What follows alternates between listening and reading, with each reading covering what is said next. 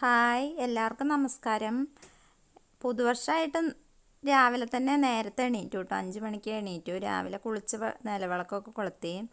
അപ്പോൾ 2025 ആദ്യത്തെ എൻ്റെ ദിവസമാണ്. അപ്പോൾ രാവിലെ തന്നെ ദോശയാണ് കേട്ടോ ബ്രേക്ക്ഫാസ്റ്റ്. അപ്പോൾ ദോശയ്ക്ക് വേണ്ടിയിട്ട് ചെറുപയർ കറിയാണ് ഉണ്ടാക്കണത്. അപ്പോൾ കറിയൊക്കെ റെഡിയാക്കാൻ വേണ്ടി കുക്കറിൽ കഷ്ണങ്ങളൊക്കെ ആക്കി അടുപ്പത്ത് വെച്ചു. ദോശ ഉണ്ടാക്കാൻ തുടങ്ങുമ്പോൾ മാവ് തലേദിവസം അരച്ച് വെച്ചത് പൊങ്ങി പോയിട്ടുണ്ട്. പാത്രത്തിൽ നിന്ന് കവിഞ്ഞു പോയി നിലത്തൊക്കെ മാവായിരുന്നു. അപ്പോൾ അതൊക്കെ ഒന്ന് റെഡിയാക്കി അതിനുശേഷം ദോശ ഉണ്ടാക്കി. പിന്നെ ദോശയും കറിയൊക്കെ റെഡിയാക്കിയ ശേഷം അമ്പലത്തിലൊന്ന് പോയി. ആദ്യത്തെ ദിവസം, പുതുവർഷത്തിലെ ആദ്യത്തെ ദിവസമല്ലേ, അപ്പോൾ അന്ന് അമ്പലത്തിലൊക്കെ ഒന്ന് പോയി പ്രാർത്ഥിച്ചിട്ട് തുടങ്ങാം അന്നത്തെ ദിവസം എന്ന് കരുതി. പിന്നെ അമ്പലത്തിൽ പോയിട്ട് പ്രാർത്ഥനയും വഴിപാടുകൾ കഴിക്കലൊക്കെ കഴിഞ്ഞിട്ട് തിരിച്ചു പോന്നു കേട്ടോ. അമ്പലത്തിൽ നിന്ന് ചന്ദനവും പായസമൊക്കെ കിട്ടി. അതിൻ്റെ കൂടെ ഞാൻ കുറച്ച് പുണ്യാഹവും കൂടെ മേടിച്ചു. അപ്പോൾ പുണ്യാഹം കൊണ്ടുവന്നിട്ട് വീടൊക്കെ ഒന്ന് തളിച്ച് ശുദ്ധാക്കി വൃത്തിയാക്കി വെക്കാമെന്ന് കരുതിയിട്ട് ഇടയ്ക്കൊക്കെ അമ്പലത്തിൽ നിന്ന് പുണ്യാഹം വാങ്ങിച്ചു കൊടുന്ന് വീട്ടിലൊക്കെ തെളിക്കും.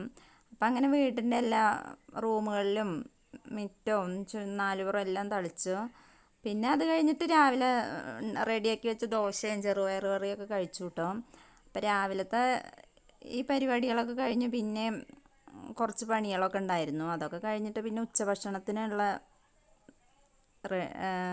തിരക്കാണ്.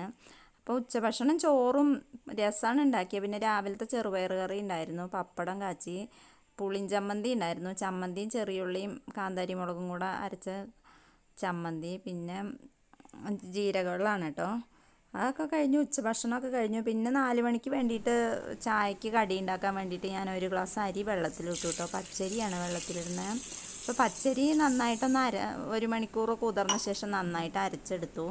അരച്ചിട്ട് അതിലേക്ക് തലേ ദിവസത്തെ ദോശമാവും കൂടെ ഒരു തവി ദോശമാവും കൂടെ ഒഴിച്ചു കൊടുത്തു. ഒരു 2 മണിക്കൂർ പൊങ്ങാൻ വേണ്ടിയിട്ട് വെച്ചു. അതിനുശേഷം അതിലേക്ക് പഞ്ചസാരയല്ല കേട്ടോ, വെല്ലമാണ് ചേർക്കണം. അപ്പോൾ വെല്ലം പൊടിച്ച് ചേർക്കുക അല്ലെങ്കിൽ ഉരുക്കി ചേർക്കുക, എങ്ങനെ വേണമെങ്കിൽ ചേർക്കുക. അതെല്ലാം കൂടെ ചേർത്ത ശേഷം കുക്കറിൽ അടിയിൽ കുറച്ച് എണ്ണ തുടച്ചിട്ട് കുക്കറിൽ ഈ മാവും കൂടെ ഒഴിച്ചിട്ട് വെച്ചു. അപ്പോൾ കുക്കർ അടുപ്പത്ത് വയ്ക്കുമ്പോൾ ഒരു കാര്യം ശ്രദ്ധിക്കണം, ഈ വിസിൽ ഊരി വെക്കണം.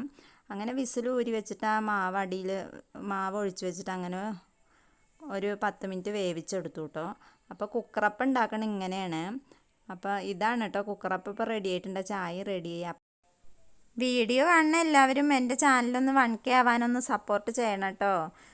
നല്ലൊരു വീഡിയോ ആയിട്ട് വീണ്ടും കാണാം. അതുവരെ ബായ്.